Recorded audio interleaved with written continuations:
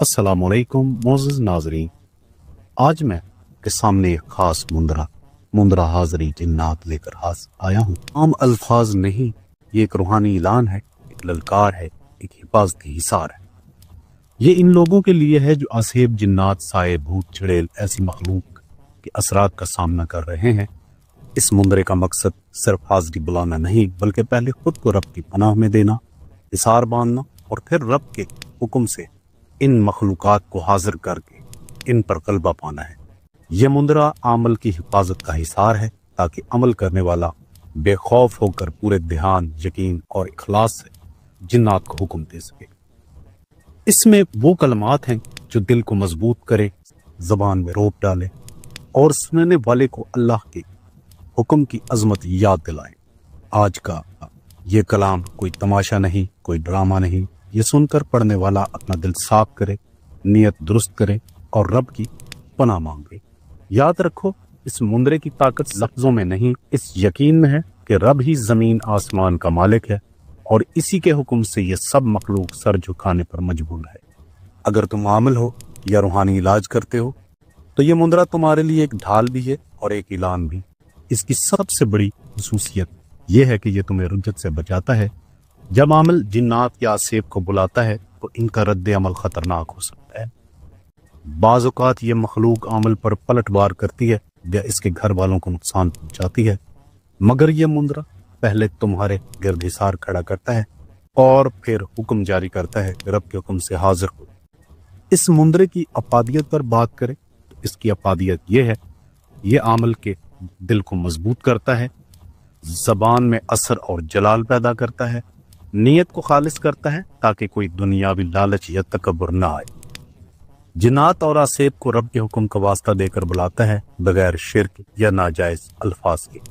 सुनने वाला यह भी समझे कि यह मुंदरा सिर्फ हाजिरी के लिए नहीं, बल्कि इसके अंदर नसीहत है, रब का डर है और याद दहानी है कि हर शय रब के कब्जे में है।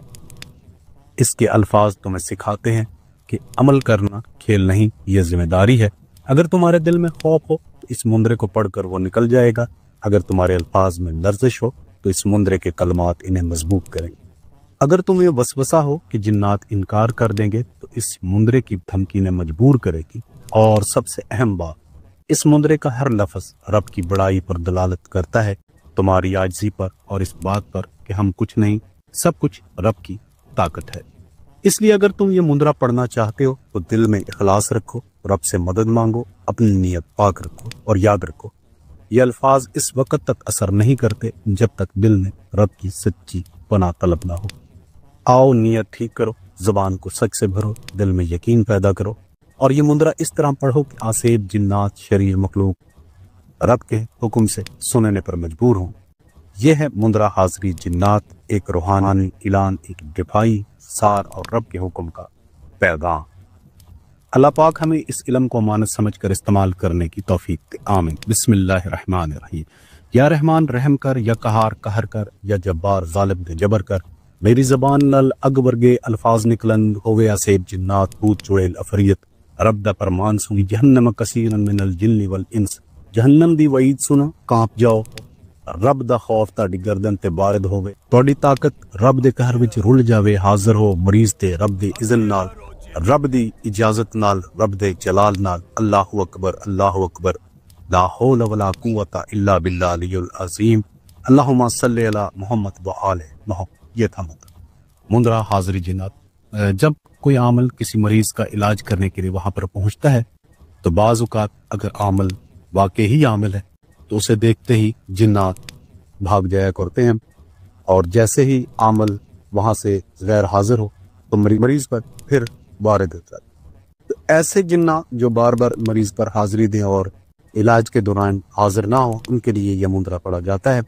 313 बार मुहर्रम अल हराम में इसका पढ़ना आपकी एक दिन की इस्तिताअत होगी और रोजाना की जो मदामत है वो है 11।